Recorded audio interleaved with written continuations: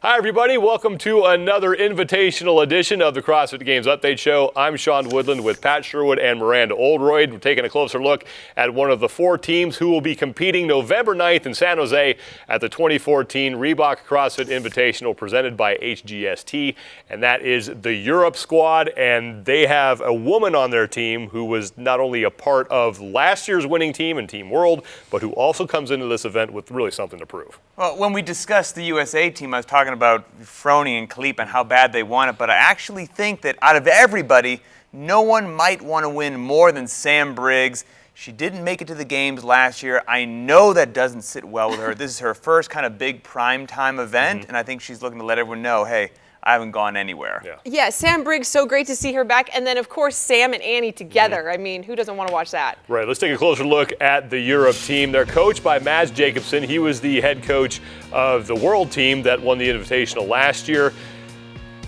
Dichotomy here, though, between the women and the men. The women, we know all about them. The men, not so much. Bjørgvin Karl Gudvinsson and Lucas Hogberg, both games rookies, and if there's a weakness on their team, it's got to be these two. Not that they're bad athletes, they're just inexperienced. Yeah, I'm glad you pronounced their names so that I don't have to. I think I pulled my uvula.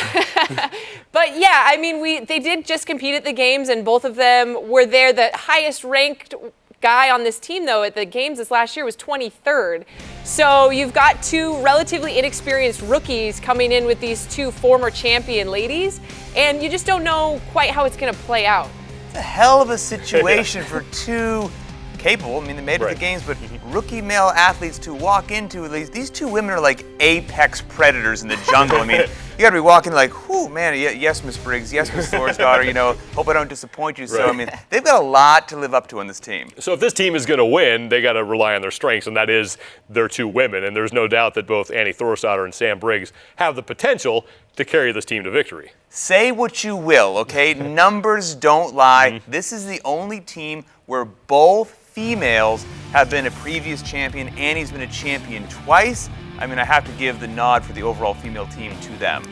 I agree with you. The numbers don't lie, and two champions is nothing to, look down at. However, that Canada team has your current reigning champion in Camille LeBlanc-Bazinet and Michelle Letendre, who just placed 4th at the game. So while I do agree with you, it's a strong team. We've got other strong teams as well as far as the women go. Yeah, and the X factor here for the Europe team is their head coach, and that's Mads Jacobsen. And I know, Pat, when you spoke to him, he was very humble about the effect that he had on the World team last year.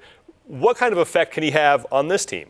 He's a quiet, soft-spoken dude. He better have a big effect. I mean, a coach is a big deal. He did coach the winning team, like Sean said, but he just didn't want to take a lot of credit for it. He said, no, I didn't do much. They, worked very well, and I just kind of stayed out of their way. So if that plays well to this group of four individuals, kind of remains to be seen. Yeah, and that's exactly right. I mean, this is a completely different team. So where maybe his standoff approach worked really well with the previous World team, you've got 3 new competitors on this team, and they might need a little more guidance. I think another X factor here could be how Annie Thorsdottir and Samantha Briggs work together. Anytime you take two individuals who have spent the majority of their careers as rivals and all of a sudden put them on the same team, maybe that doesn't go so well. And I would take it a step further and not just say two individuals, but two women who have just been competing against each other. And who's better, Sam or Annie? And well, they've never actually competed against each other recently at the games. And if they start competing against each other when the team's practicing, I can tell you from experience, that's a really bad place to be in for a teammate. So we'll see how that kind of plays out. I thought all women got along beautifully. They weren't competitive. That's total news to me. Huh? Live and learn. I'm going to say that while both those women, sure, are absolutely like fierce competitors against each other, I know they're polite off the stage and they get on and they just want to kill each other, I think they're going to be able to put that aside and use all of their physical fitness, strengths, and competitiveness to further their team's performance. And Pat actually had a lengthy conversation with Mads Jacobsen. You can look for that interview in its entirety on the game site.